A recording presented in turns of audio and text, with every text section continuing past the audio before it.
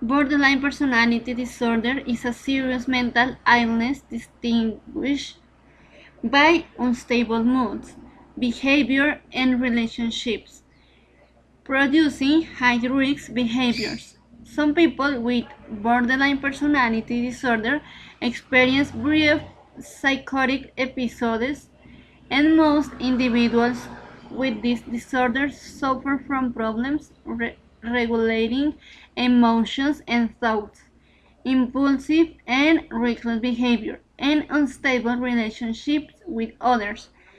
On the other hand, they also have high risks of concurrent disorders such as depression, anxiety, substance abuse, and eating disorders, self-mutilation, and suicidal behaviors.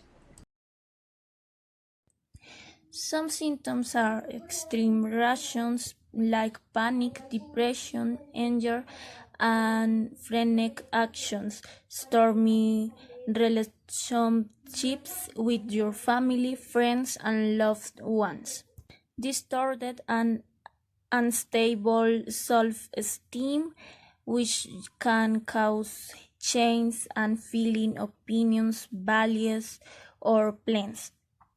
Impulsive and dangerous behaviors, frantic shopping, unprotected sex, substance abuse, reckless driving, recurrent suicide trends, or self-accumulatory behaviors, inadequate anger, or problems controlling anger. The main psychotherapies of the treatment of borderline personality disorder were dialectical behavioral therapy, mentalization-based therapy, and shame-based therapy.